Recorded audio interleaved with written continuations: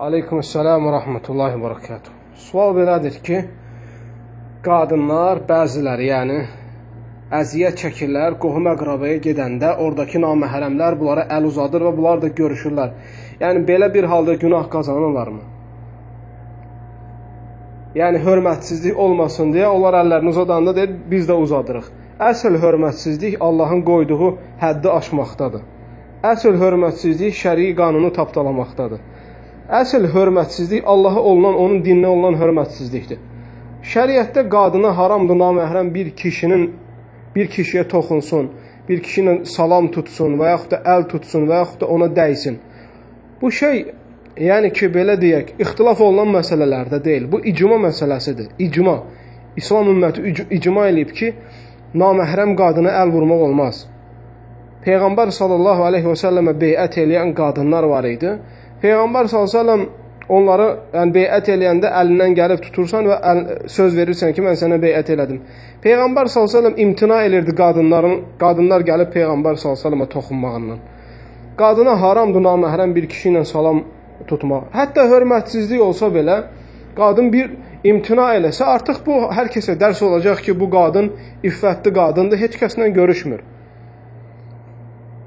Qısacası odur ki, nə olursa olsun, necə başa düşürlərsə düşsünlər, qadına haramdır naməhrəm bir kişi ilə əl tutmaq. Aleykümselam və rahmetullahi və barakatuhu. Sual belədir ki, kişi cahildir. Yəni ki, belə çıxır ki, sualdan qadın daha savadlıdır, daha imanlıdır bu kişidən. Və bu fasıq kişi haram toylara gedir və arvadını da aparır. Və qadın soruşur ki, mən getsəm mənə günah yazılırmı? Bəli, sən getsən, sənə ərin qədər sən də günah qazanırsan. Çünki itaət məxluqa, istər ər olsun, istərsən başqası, haram olmayan şeylərdədir itaət. Haram, əgər ər arvadı harama dəvət eləyərsə, haram bir şeyə əmr eləyərsə, o ərə itaət etmək vacib deyil, əslində günahdır. Sadəcə məxluqa, bir insana Allaha asi olunmayan bir şeydə itaət olunur. Ona görə sənin ərinə itaət eləyib o haram olan bir toya getməyin günahdır, günah qazanırsan və elə bir yerə ərin səni aparması da onun deyyusluğunun əlamətlərindəndir. Aleykümselam və rahmetullahi və barakatuhu. Sualın məzmunu bundan ibarətdir ki, bir qadın soruşur ki, dostumu mən imtihana çəkə bilərəmmi ki, görüm ki, mənim nömrəmi, məsələ, başqasına izinsiz veririm deyə. Yəni, bunu belə etmək istəyir ki, yəni, dostundan başqa bir adamın nömrəsini istəyir. Əgər o, ondan izin almadan qaldırıb verəcəksə, deməli, buna da bəlli olacaq ki, deməli, bunun nömrəsini də başqasına izinsiz verər. Dostu imtihana çəkmək olarmı? Deyil.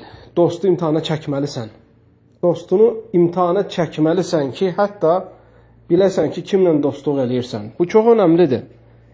Çəkmək olarmı? Deyil. Dostluğun sadiqmi, əminmi, doğru dürüstmü, fasiqmi, imanlımı olması bilmən lazımdır.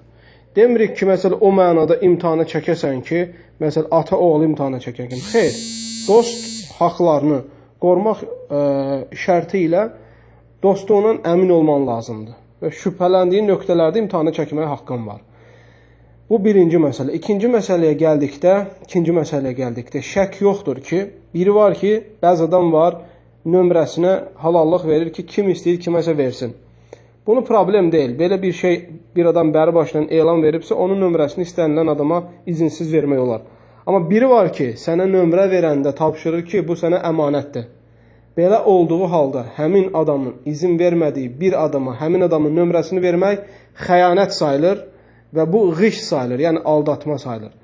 Ona görə mən ayrıca bir tövsiyə eləmək istəyirəm ki, bütün qardaşlara və bacılara başqalarının nömrələrini halallıq vermədikləri halda onlardan izinsiz kiməsə verməyə haqqınız yoxdur və bunu etməyin. Və bunu edənləri görsəniz də onlara tövsiyə eləyin. Çünki dinimizdə əminliyə, dinimizdə güvənliyə, dinimizdə etibara böyük yer var. Və müsəlman əmin və etibarlı olmalıdır hər yerdə. Allahu aləm.